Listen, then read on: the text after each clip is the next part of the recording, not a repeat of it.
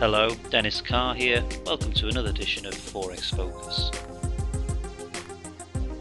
Recessionary gloom gathers. The week was marked by mounting concerns for the integrity of the euro and saw another round of US government action to shore up its buckling banking sector.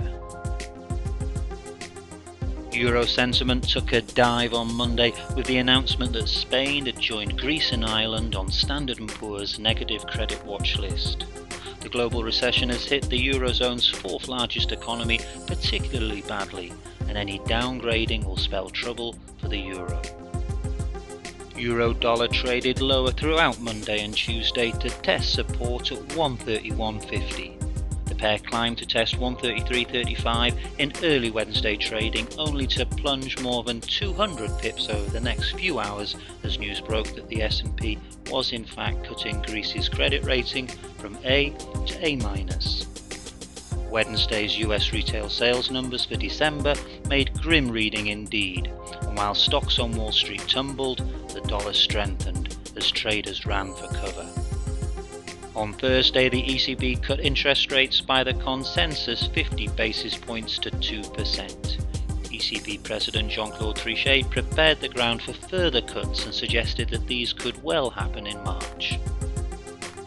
The euro fell against the dollar after the ECB press conference to make the week's lows of 130.25.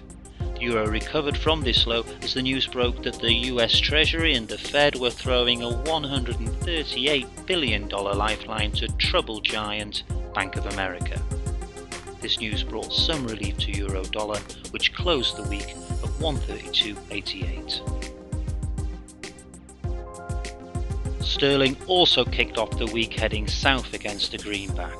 The data out of the UK has been pretty dire of late, and Tuesday's retail sales numbers were no exception, surveying the steepest decline since records began 14 years ago.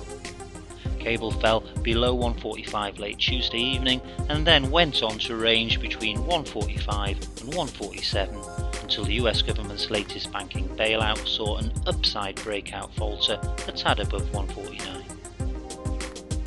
The pound then took a dive as British banking giant Barclays saw its value shrink by 25% amid worries about the bank's capital and outlook.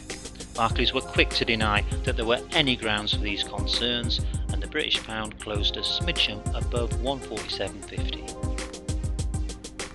The British Prime Minister, the Chancellor of the Exchequer and the Bank of England have spent this weekend putting together another emergency package to shore up the banking system and get credit moving through the economy. We shall see what they've come up with early this week, no doubt. Everything will be on hold in the US on Monday and Tuesday. There is talk that there'll be an Obama rally on Wall Street, and this would translate as pound and euro strength on the Forex market.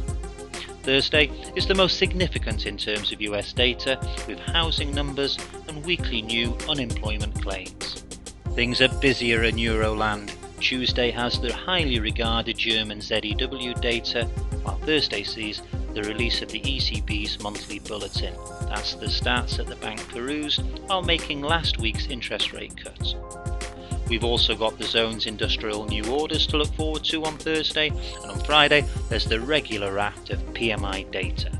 It's a pretty hefty week for the UK. There's consumer prices on Tuesday and jobs data on Wednesday. Friday includes preliminary GDP and retail sales in the lineup.